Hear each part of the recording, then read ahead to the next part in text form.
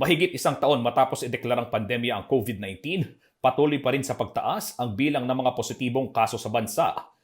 Batay sa datos ng Department of Health, pumalo na sa lagpas 1 milyon ang kabuang bilang ng COVID-19 cases sa Pilipinas, kung saan 66,060 dito ang aktibo as of May 4, 2021.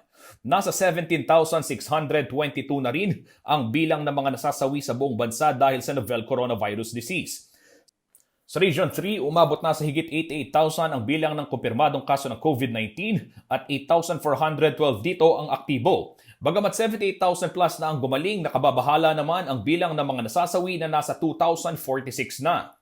Bukod sa pagtaas ng bilang ng mga kaso at pagdami ng mga nasasawi, problema rin ngayon ang pagkapuno ng mga hospital facilities at mabagal na rollout ng bakuna. Dito sa Central Luzon, 2,490 sa 4,330 COVID-19 beds ang okupado sa 176 na pasilidad.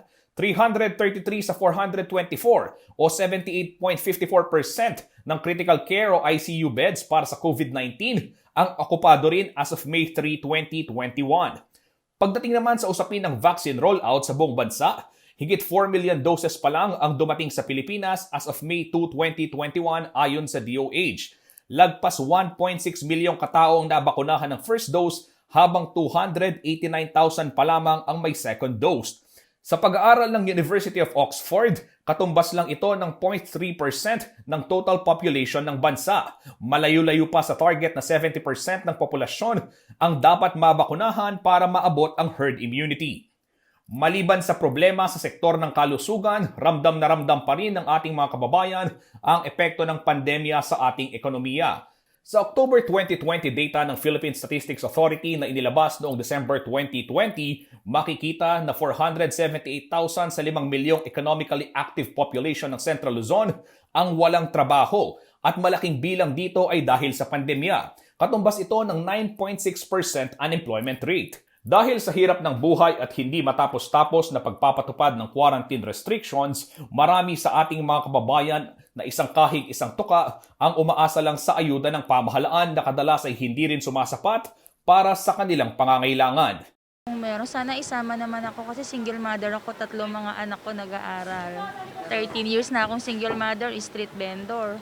Na matulungan kami, wala na kaming puhunan, halos gastos, maraming utang, walang pambayad. Kasi walang tao sa palengke, walang pera yung tao, walang hanap buhay. Siyempre gusto nilang mamili, wala silang pambili.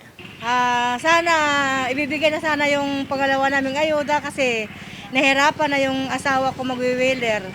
Dahil umano sa palpak at hindi epektibong COVID-19 response ng gobyerno sa kabila ng bilyong-bilyong pondong inilaan para dito, nananawagan na si Senator Risa Hontiveros ng investigasyon kaugnay ng naging paggastos ng pamahalaan sa pera ng taong bayan ngayong panahon ng pandemya.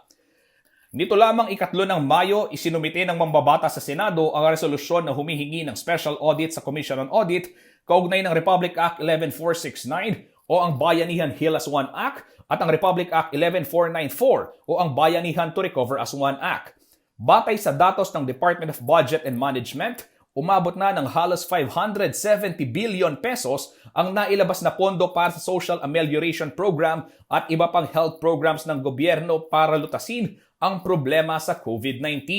Nito lamang January 6, pinirmahan din ng palasyo ang RA 11520 na nagpapalawig sa availability ng 4.1 trillion pesos national budget hanggang December 31, 2021.